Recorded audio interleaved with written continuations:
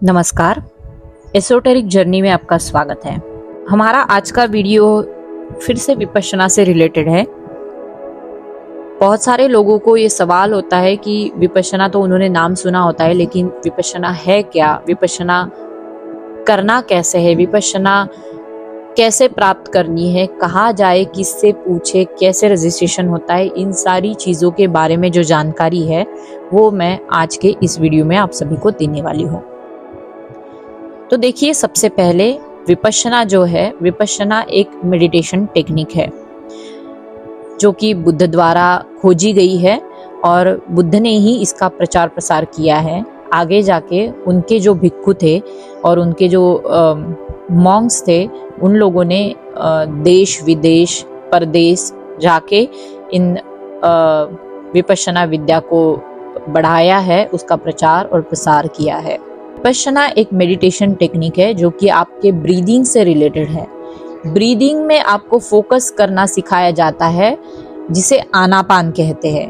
हालांकि विपश्यना 2 भागों में विभाजित है, जिसमें पहला भाग जो होता है वो आनापान साधना का होता है। आनापान साधना मीन्स आपका आता जाता जो श्वास है, आपका जो ब्रीद है, उसको देखना आपको सिखाया जाता है।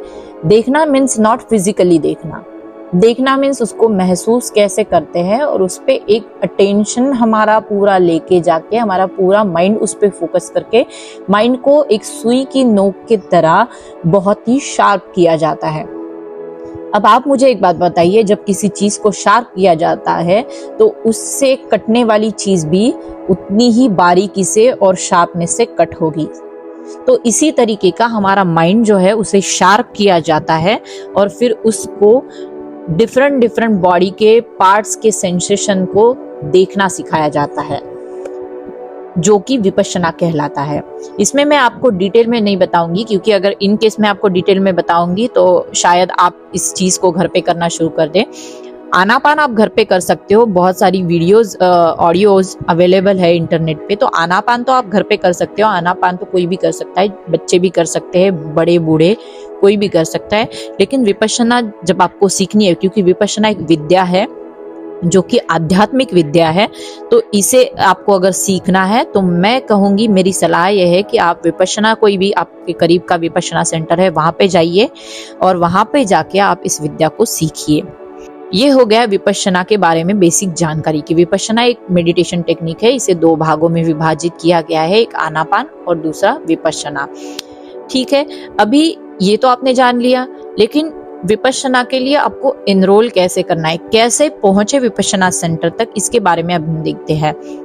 देखिए, धम्मा.org करके साइट है विपश्यना सेंटर की, जो कि इगतपुरी में स्थित है। वहां पे आप अगर जाओगे तो उस साइट में पूरा विपश्यना कैसे किया जाता है, इसके नियम क्या है, इसको एनरोल करने के लिए जो ऑनलाइन फॉर्म होता है उसका रजिस्ट्रेशन का पूरा जानकारी आपको वहां दिया जाता है। उसमें एक लिंक होता है, उसमें आप स्पेसिफिक डेट के कोर्सेज दिए गए होते हैं और इन कोर्सेज की डेट में जो अवेलेबल ओपन कोर्स है वो आपको सिलेक्ट करना होता है। उस पे जब आप क्लिक करते हो, अगर आप पुरुष हो तो आप पुरुष पे करेंगे, मेल पे, आप फीमेल है तो फीमेल पे क्लिक करेंगे, तो आपके लिए फीमेल के लिए का जो फॉर्म है वो खुल जाएगा और उसमें जाके आपको आपका नाम और जो बेसिक आपकी जानकारी, लाइक आपका एड्रेस, नाम, एज, आपने पहले विपश्यना की है नहीं की है, इसके बारे में आपको जानकारी देना होता है। इसके बाद में आपकी कोई मेडिसिन अगर शुरू है तो एडिक्शन है ड्रग्स का, साइकिक मेडिसिन्स का, या गांजा, चरस या दारू वगैरह, इन चीज़ों का, उसके बारे में आपको जानकारी देनी होती है। आपको आपकी मेडिकल कंडीशन के बारे में जानकारी देनी होती है, लाइक आपको diabetes, BP, asthma, psychic disabilities, ऐसी कोई चीज़ें, मेंटल डिसेबिलिटीज़, बैठने में दिक्कत है या फिर और कोई भी परेशानियां हैं, तो आपको पहले ही उसमें ऑप्शंस दिए जाते हैं, उसमें आपको बताना पड़ता है। एक बार आपने वो फॉर्म ऑनलाइन भर दिया तो उसके बाद में वो लिख के आपको देते हैं, ईमेल करते हैं कि आपका फॉर्म जो है वो हमें मिल गया है और हम 2 या 3 हफ्तों में, बेसिकली 3 से 4 हफ्तों में वो आपको आंसर देते हैं कि आपको कंफर्मेशन जो होता है रजिस्ट्रेशन का वो आपको मिल रहा है या नहीं मिल रहा है। मिल रहा है तो वो आपको आपका रजिस्ट्रेशन नंबर भेजेंगे, कंफर्मेशन ईमेल भेजेंगे, और इनकेस आपको नहीं मिल रहा है तो वो आप उसके बारे में भी वो आपको बताएंगे कि इस बार उनके पास जगह ना होने की वजह से वो रजिस्ट्रेशन नहीं दे पा रहे हैं। इनकेस अगर उनके पास में एंड टाइम पे कोई व्यक्ति नहीं आता है और जगह उपलब्ध होती है तो वो जरूर आपको इन्फॉर्म करेंगे। तो बेहद ही सभ्य तरीके का उनका पूरा प्रोसेस होता है और बहुत ही जेन्युइन प्रोसेस होता है और बहुत इजी प्रोसेस है, जो कोई भी जिसे कंप्यूटर या मोबाइल चलाना आता है वो व्यक्ति कर सकता है।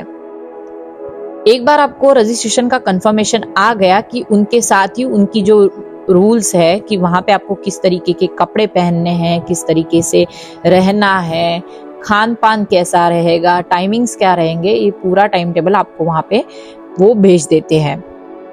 ठीक है, जब आप कोई भी विपश्यना सेंटर जाओगे तो 2-3 चीजें तो है जो कि कंफर्म है, जो आपको करनी ही है।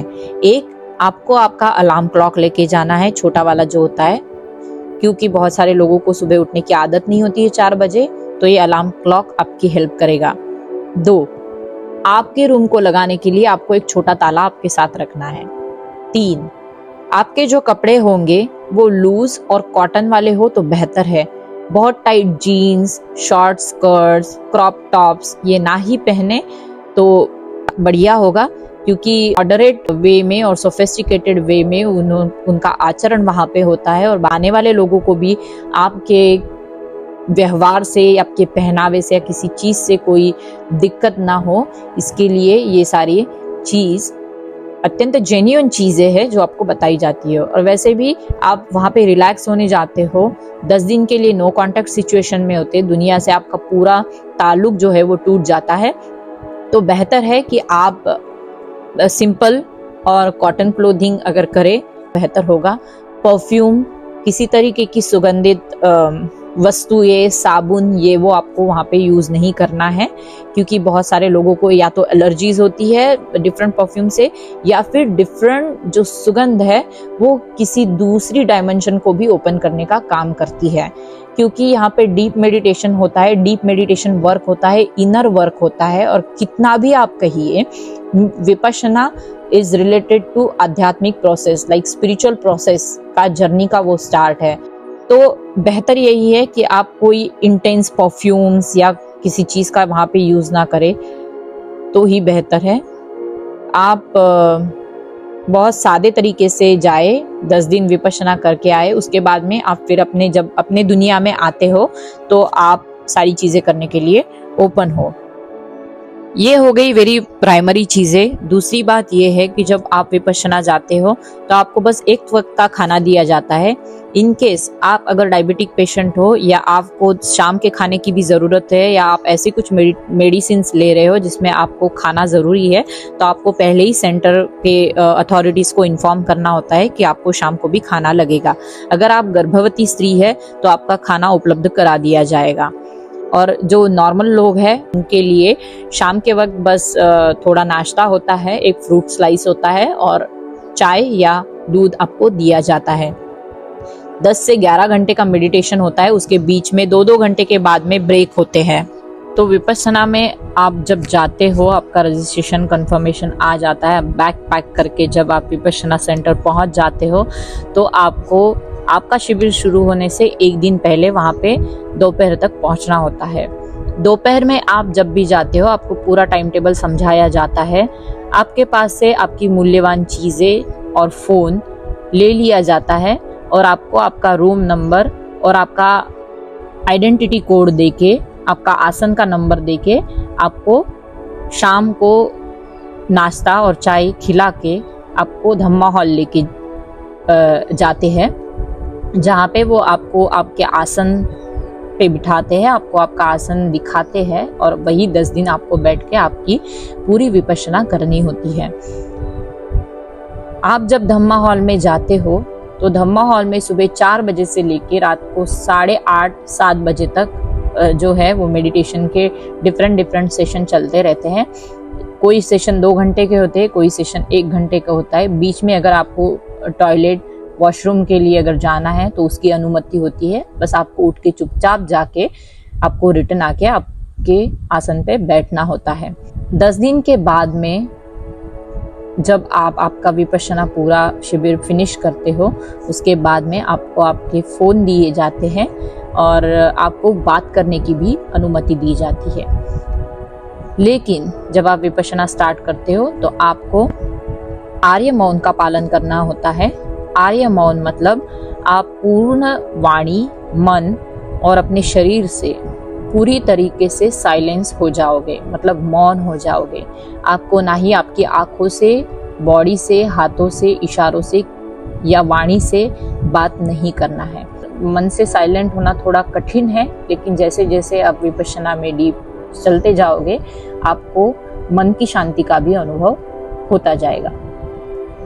तो जब आपका विपश्यना पूरा खत्म हो जाता है, आपको फ़ोन दिया जाता है और आपको दूसरे दिन सुबह मंगल मैत्री की साधना सिखाई जाती है और मंगल मैत्री की साधना के बाद में आप अपने परिवार के साथ आपके घर वापसी की यात्रा शुरू कर सकते हो। इसके बाद में जब आप घर आते हो तो आपको यही करना है कि जो टाइमिंग्स आचार्य जी ने बताए उन टाइमिंग पे आपको साधना कंसिस्टेंसी से करनी है। विपश्यना शिविर करके आने के बाद में जीवन में क्या परिवर्तन होता है और उसके अनुभव कैसे होते हैं, इसके बारे में मैं अगला वीडियो ज़रूर बनाऊंगी। तब तक के लिए नमस्कार। सबका मंगल हो, सबका कल्याण हो।